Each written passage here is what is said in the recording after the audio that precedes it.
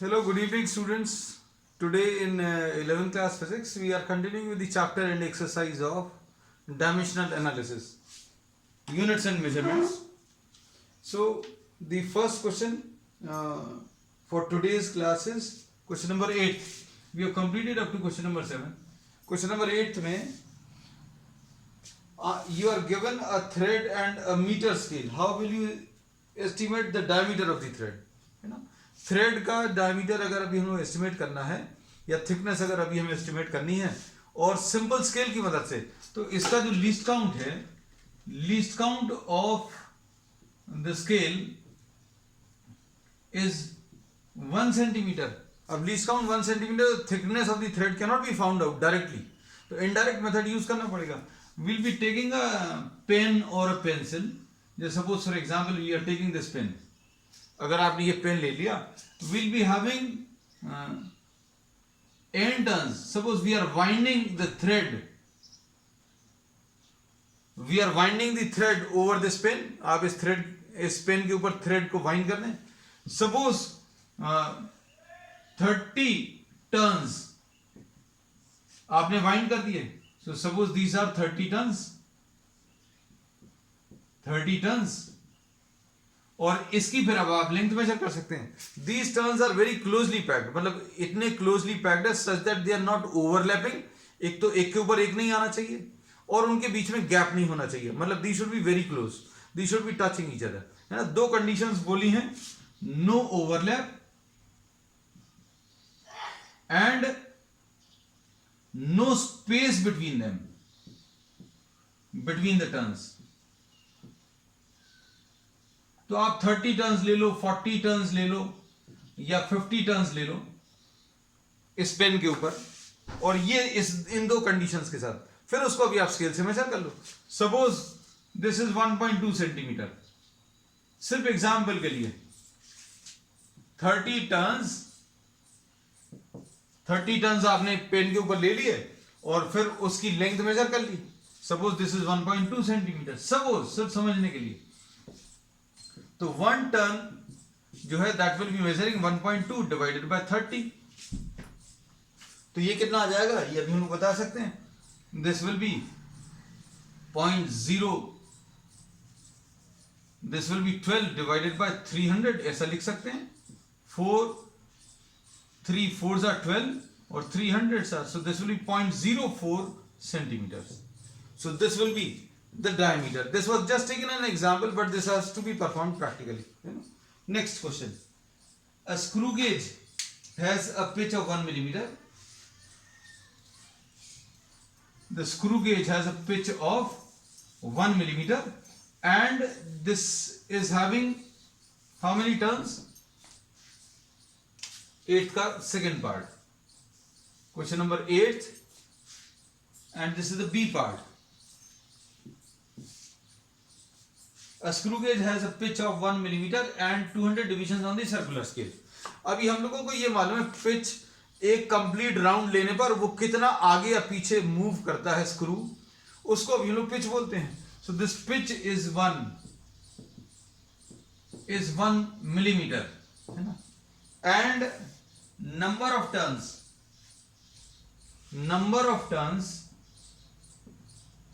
on the circular scale,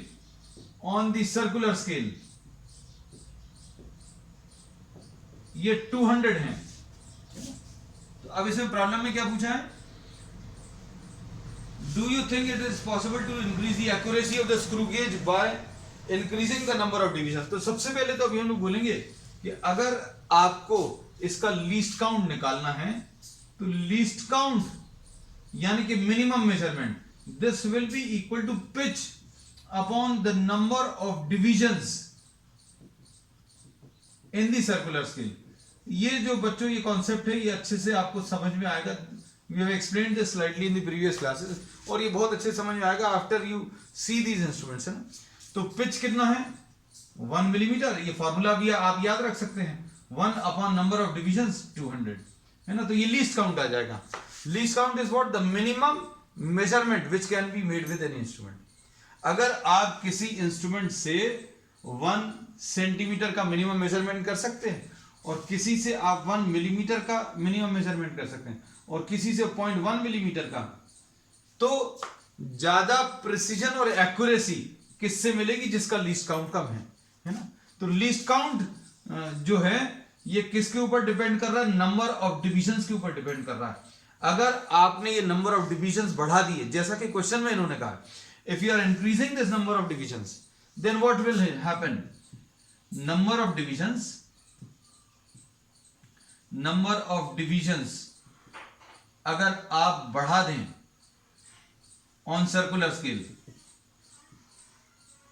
ये देखो, ये अभी हम लोग सिंबल यूज करेंगे, number of divisions on the circular scale is increase के लिए ये सिंबल यूज करेंगे, then what will happen? The least count, what will happen to the least count? अगर आपने ये बढ़ा दिया तो लीस्ट काउंट विल डिक्रीज, तो लीस्ट काउंट डिक्रीज हो जाएगा।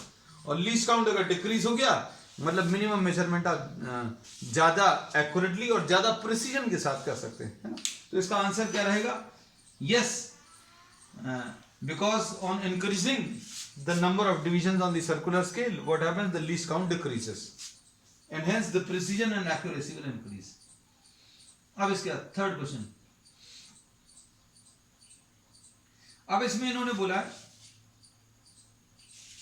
the mean diameter of a thin brass rod is to be measured by 1 year calipers। आपने किसी एक रॉड का जो थिकनेस है या डायमीटर वो वर्नियर कैलिपर्स की मदद से मेजर किया, और उसमें अब ये जो इन्होंने प्रॉब्लम में दिया है वो प्रॉब्लम में किस चीज का मेजर कर रहे हैं? डायमीटर वो या थिकनेस वो इंपॉर्टेंट नहीं है, और किस चीज का मेजर कर रहे हैं, किससे मेजर कर रहे हैं वो इंपॉर्टेंट, दोनों इंपॉर्टेंट नहीं, क्योंकि इन्होंने ये प्रॉब्लम में पूछा है। आगे पढ़कर देखो, if you are taking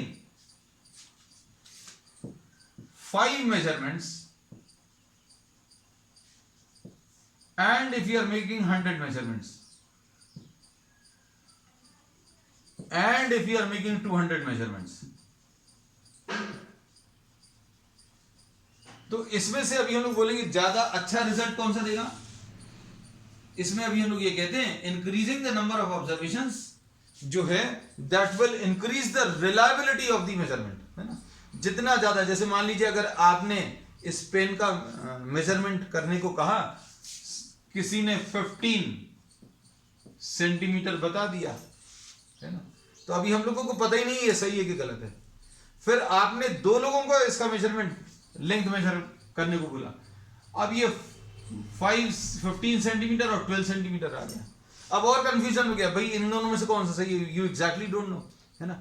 suppose you are told to make 5 measurement, 5 लोगों से मेजरमेंट करने को कहा, तो 12.1, 12.2, 11.9 और 12.3, ये ऐसे कुछ मेजरमेंट्स आ गए।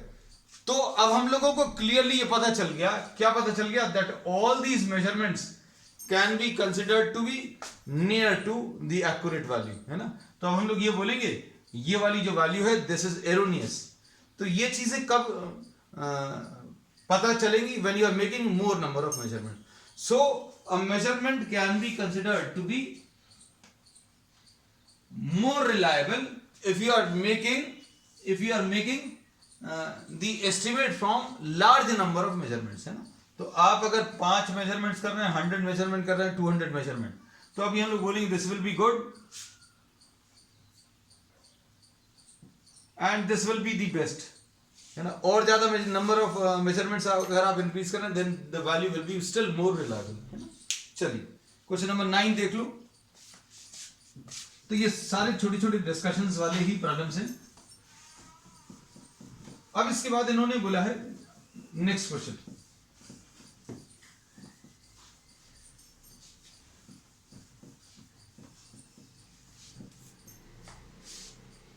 The photograph of a house occupies an area of 1.75।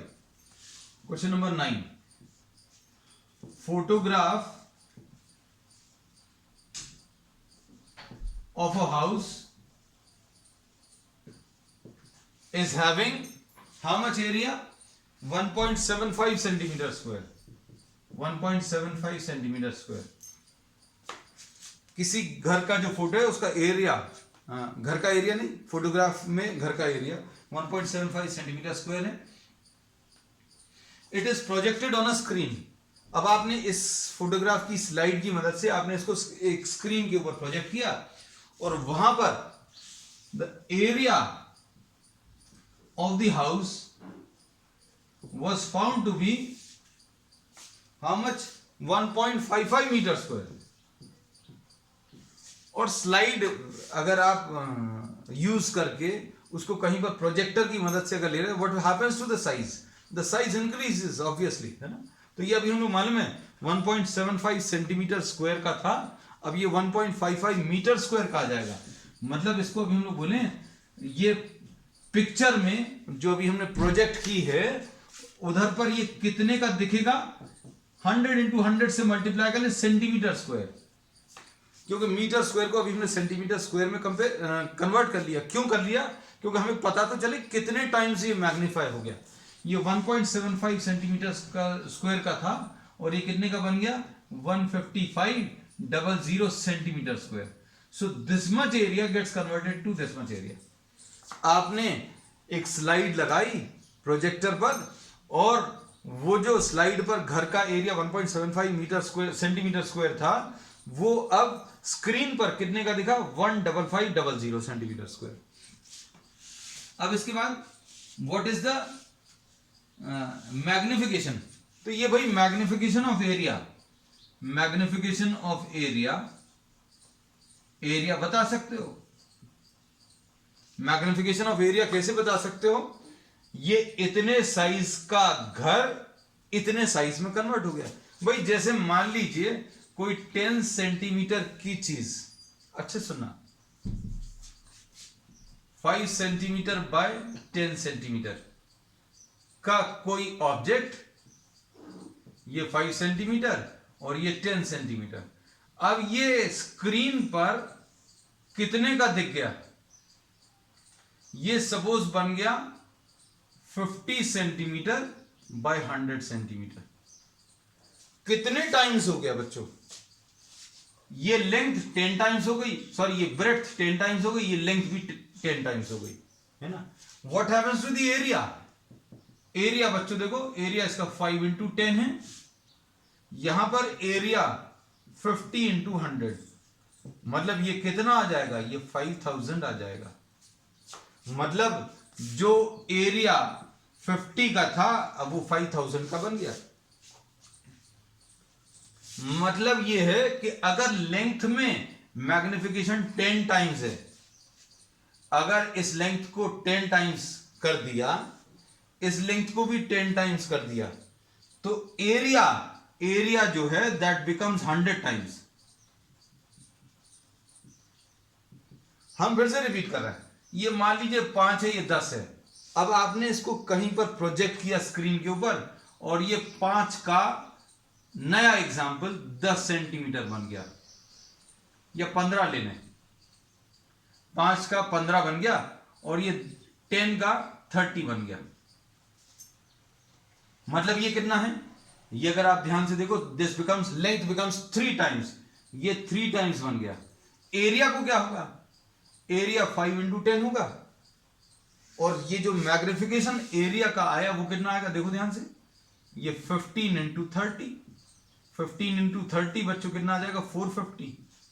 मतलब ये 50 और ये 450, मतलब ये कितना? Area becomes 9 times. तो जितना आप लेंथ में इंक्रीज करते हो उसका स्क्वायर जो है एरिया में इंक्रीज हो जाता है। बस ये याद रखना। अब देखो मैग्निफिकेशन ऑफ द एरिया कितना हो गया बच्चों?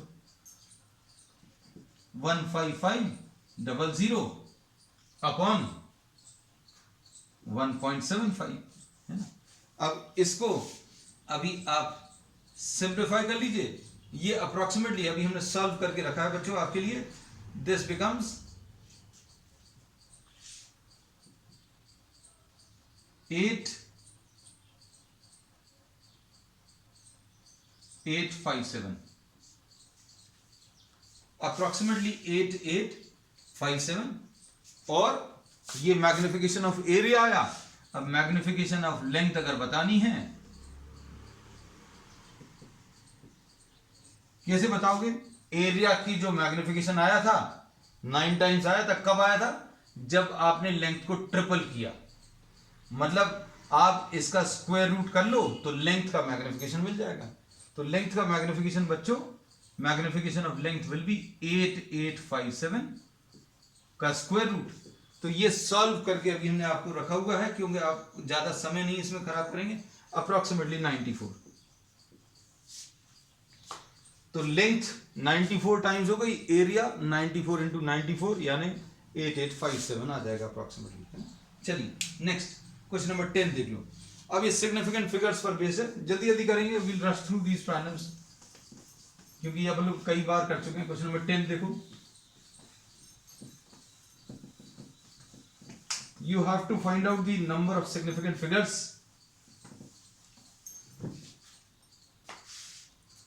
Number of significant figures. Question number 10.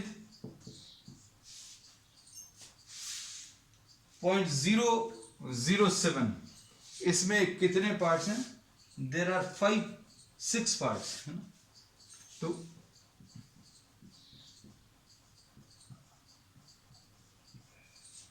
इसमें पहला पार्ट है 0.007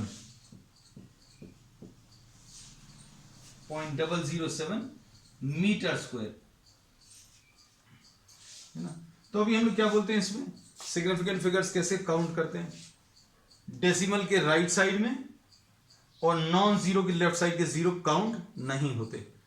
डेसिमल के राइट साइड के जीरो जो कि नॉन जीरो के पहले लाई कर रहे हैं वो काउंट नहीं होंगे, नॉन जीरो के बाद अगर लिखे होते तो वो काउंट होते। तो सिग्निफिकेंट फिगर्स बच्चों यहां पर कितने आ जाएंगे? 1। तो इसका आंसर 1 है। नेक्स्ट क्वेश्चन 2.64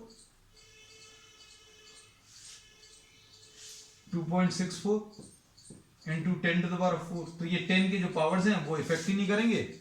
इनको अगर आप देखो तो there are 3 digits and all the 3 are non-zero, therefore significant figures 1, 2 and 3, ये 3 आ जाएगा इसका आंसर। अब इसके बाद 0.2370। अब इसमें देखो डेसिमल के राइट साइड में और नॉन जीरो के भी राइट साइड के जीरो काउंट करते हैं। डेसिमल के राइट साइड पर है ये और नॉन जीरो के भी राइट पर है, सो दिस विल बी काउंटेड। तो 1, 2, 3 and 4, so answer to this will be 4. तो C part will be having an answer 4. D part देखो बच्चों 6.320 6.320, इसमें भी यही रीजन है, डेसिमल के राइट साइड पर है ये जीरो और नॉन जीरो के भी राइट पर है। तो 1, 2, 3 and 4, आंसर इसका 4 आएगा। यूनिट्स अभी आप लिखते जाना, आई am not writing down the units, है ना। 6.032, तो ये तो सिंपल है, जीरो है तो जीरो ही प्रॉब्लम क्रिएट करता है। तो जीरो अगर डेसिमल के राइट पर है लेकिन नॉन जीरो के लेफ्ट पर है, डेसिमल के राइट पर लेकिन नॉन जीरो के लेफ्ट पर, तो वो काउंट नहीं होते। लेकिन डेसिमल के राइट और नॉन जीरो के भी राइट पर वो काउंट होंगे। अब जैसे और बीच में अगर है तो बीच में तो कोई दिक्कत ही नहीं, काउंट करने ही 1, 2, 3 and 4, तो आंसर इसका 4 आ जाएगा। F part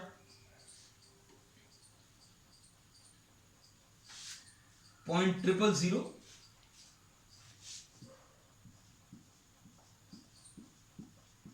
आप देखो डेसिमल के राइट में और नॉन जीरो के लेफ्ट में, ये काउंट नहीं होगा, ये भी काउंट नहीं होगा, ये भी काउंट नहीं होगा। So how many significant figures? 1, 2, 3 and 1, 4, so there are 4, है ना। चलो नेक्स्ट, इसके बाद क्वेश्चन नंबर 11 देख लो बच्चों। स्क्रीनशॉट ले लेना सभी के, मतलब if you are not able to copy, the length, breadth and thickness of a rectangular sheet are, length दिया है, लेंथ कितना है 4.234 मीटर। फिर उसके बाद ब्रेड्थ दिया है 1.005 और हाइट दिया है, हाइट या थिकनेस दिया है 2.01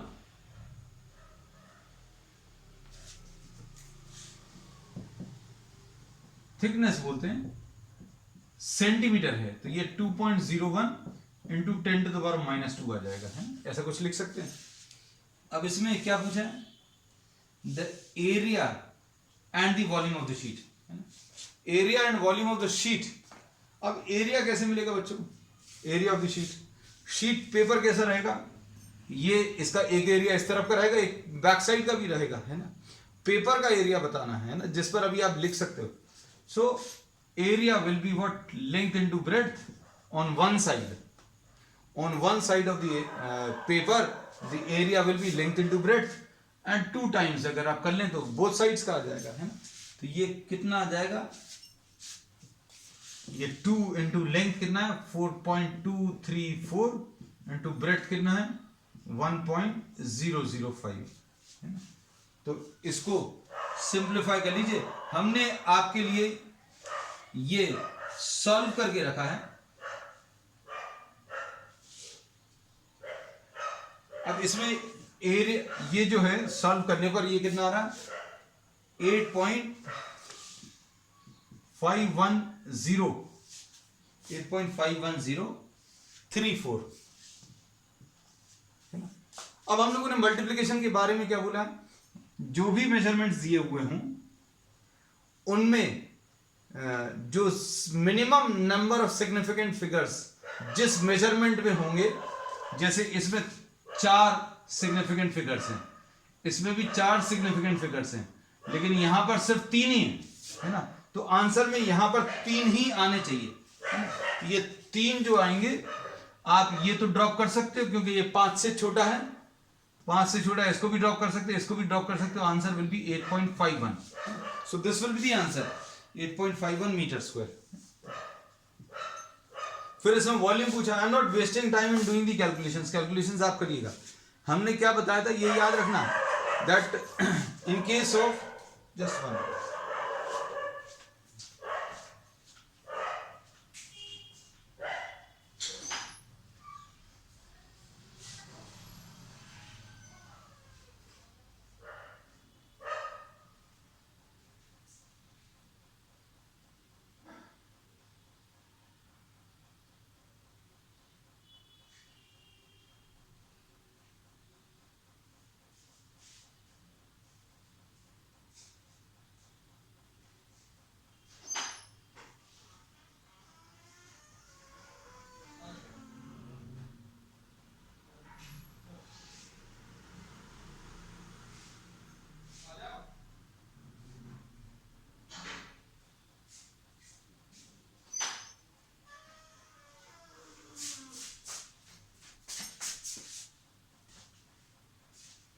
अब इसका अगला जो पार्ट है that is what related to volume.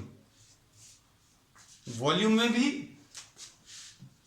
Length into breadth into height है। लेंथ कितना है?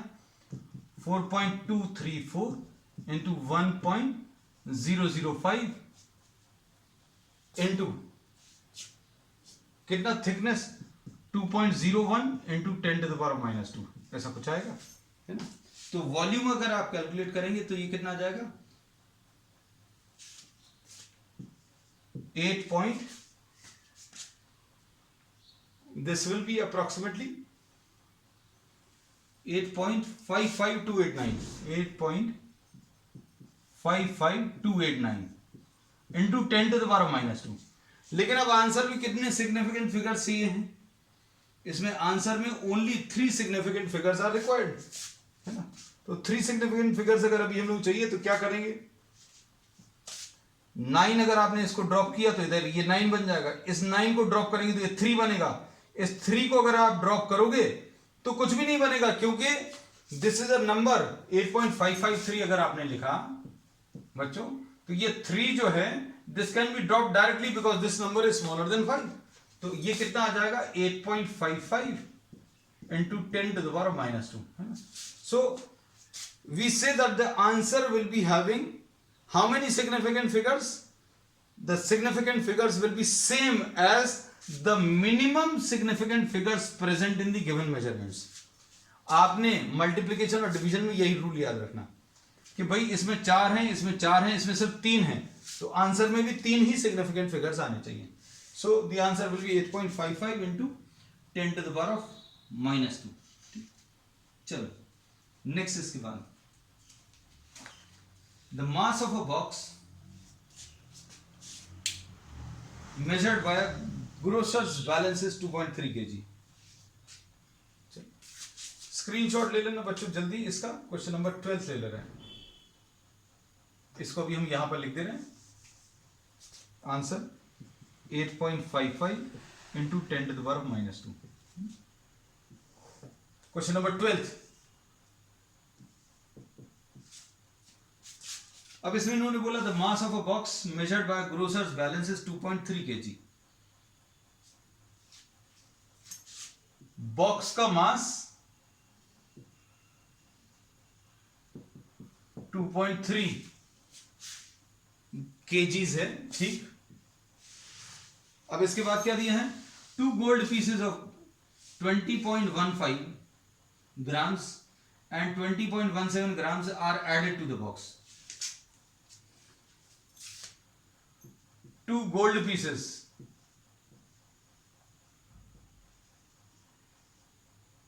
जिनके मासेस कितने हैं, M1 दिया है कितना, M1 दिया है 20.15 ग्राम्स. 20.15 ग्राम्स केजीज में चेंज कर लो बच्चों. केजीज में अगर चेंज करेंगे तो ये कितना आ जाएगा, 0.02015 kg. ठीक. अब सेकंड M2 कितना दिया है, दूसरा एक और मास दिया है, ये दिया है 20.17 ग्राम्स, है ना. तो इसको अभी हम लोग कैसा लिखेंगे, 0.02017 kgs. इसको भी kgs में चेंज कर लिया. अब प्रॉब्लम में क्या पूछा है, what is the total mass of the box. Total mass of the box अगर अभी हमें बताना है तो कैसे बताएंगे, 2.3 बच्चों, और फिर M1 कितना 0.02015 0.02017, इन सबको ऐड कर लो तो ये कितना आ जाएगा, 7 और 5 12, ये 3 आ जाएगा, ये 0 आ जाएगा, ये 4 आ जाएगा, ये 3, ये 2, है ना. तो आंसर बच्चों आपको इसको कैसा बताना है, जो minimum number of significant figures हैं, तो इसमें मिनिमम डेसिमल प्लेसेस यहां पर हैं, तो अब हम लोग इसका क्या बोलेंगे, यहां पर 4 डेसिमल प्लेसेस तक दिया हुआ है, ये 4 सिग्निफिकेंट फिगर्स हैं. इसमें भी अभी हम लोग क्या बोलेंगे, इसमें भी 4 सिग्निफिकेंट फिगर्स हैं, लेकिन यहां पर सिर्फ 2 हैं. So the answer to this will be specified as 2.3 kgs. Just take a screenshot quickly बच्चों, 2.3 kg. अब इसके बाद क्या बोला, the difference in the masses of the pieces. Difference in the masses अगर आपको बताना है तो फिर से भी आप बता लो, डिफरेंस इन द मासेस, इसमें M2 माइनस M1 लेना है, यानी ये कितना आ जाएगा 0.02017 और दूसरा कितना 0.02015, है ना. इसको माइनस कर लो तो ये आ जाएगा पॉइंट, माइनस करने पर बच्चों कितना आ रहा, पॉइंट, या इसको ग्राम्स में ही सॉल्व कर ले रहा क्योंकि ये तो छोटी वाली वैल्यूज है. ये कितना कितना था बच्चों, 20.15, ज्यादा आसान रहेगा, 20.17 और 20.15, है ना. तो ये 0.02 आ जाएगा. तो answer to this will be 0.02. और चूंकि आपको कितने 2 प्लेसेस तक मिनिमम 2 लेना है आंसर, तो ये देखो 0.02 नहीं बताएंगे आप इसका आंसर, इसका 0.020 बताओगे. क्यों बताओगे, क्योंकि अभी हमें 2 सिग्निफिकेंट फिगर्स बनानी है. 2 सिग्निफिकेंट फिगर्स क्यों बनानी, क्योंकि minimum number of significant figures is 2 in this case, है ना. तो अब हम लोग इसका आंसर जो बताएंगे 0.02 ना बताकर 0.020 बताएंगे, क्योंकि इसमें ये 0 तो काउंट नहीं होता, लेकिन ये 0 काउंट होता है.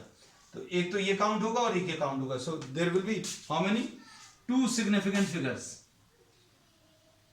सो the answer will be 0.020 grams. अब क्वेश्चन नंबर 13 देखो. Question number 13 very important question. a physical quantity is related to 4 observations. Screenshot ले लेना बच्चों जल्दी से. I am reading down the question. A physical quantity P is related to 4 observations A, B, C and D as follows. Physical quantity P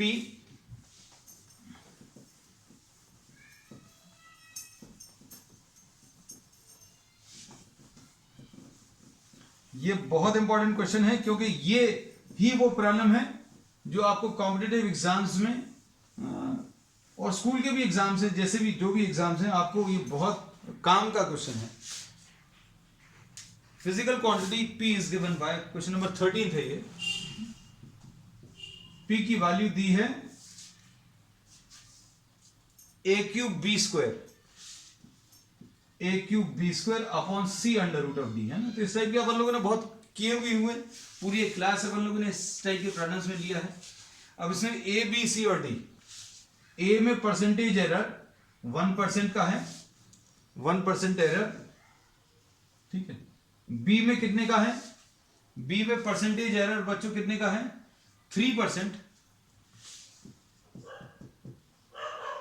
और c में 4% है, C में 4% और D में 2% है.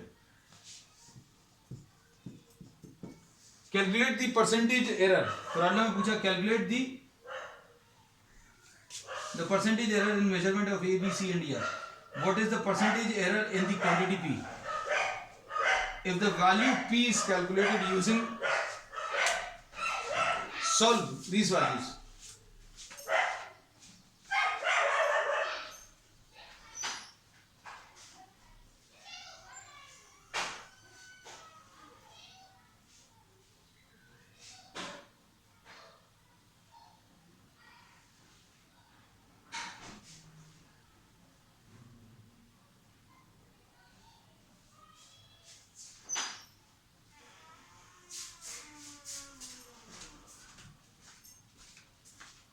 परसेंटेज एरर बनाने का तरीका क्या रहेगा इसमें?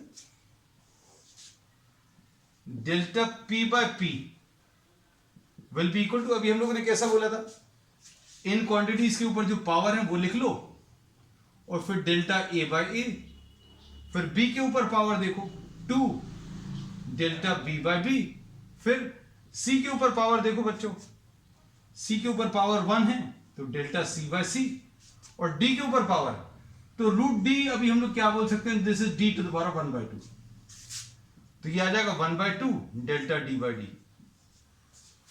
ठीक है. अब इसमें वैल्यूज रख लो सॉल्व करने पर.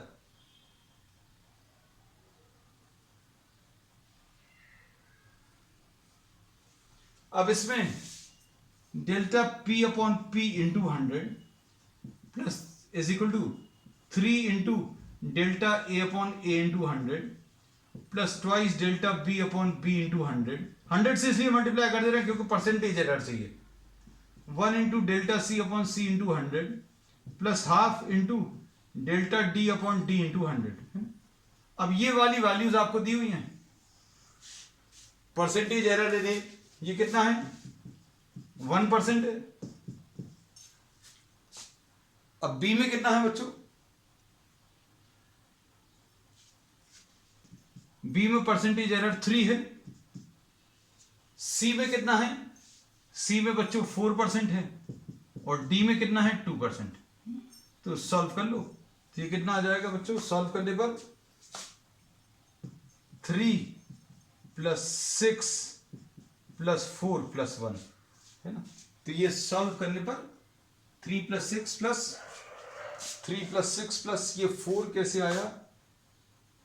डेल्टा C में 4% दिया है. A, B, C and D 1%, फिर उसके बाद 3%. A में 1% है, ठीक. B में बच्चों कितना है? B में 3% है, ठीक. फिर C में, अच्छा ये स्क्वायर रूट ऑफ C है, sorry I have copied this wrongly. This is square root of C into D. है ना। तो ये गलत कॉपी कर लिया, ये देखो अच्छा हुआ बच्चों समय रहते इसको सुधार लिया। Square root of C, this will be C to the power 1/2, मतलब 1/2 आएगा यहाँ पर सी के साथ, है ना। वही अभी हम बोल रहे थे कुछ गलत आ रहा, तो ये 1/2 यहाँ का हट जाएगा। अब देखो ये तो सही था, ए का और बी का सही था, प्लस 1/2 सी का कितना है 4% और डी का कितना है बच्चों 2%, तो ये कैंसिल हो जाएगा। ये कितना आएगा 3 + 6 9, 9 + 2 11 एंड 11 + 2 कितना है बच्चों 13%, है ना। तो ये 13% आ गया। So this is the percentage error in the measurement of P, है ना। चलो बच्चों अब आज के लिए इतना ही। We will continue with the remaining problems on the next term. That's all for today.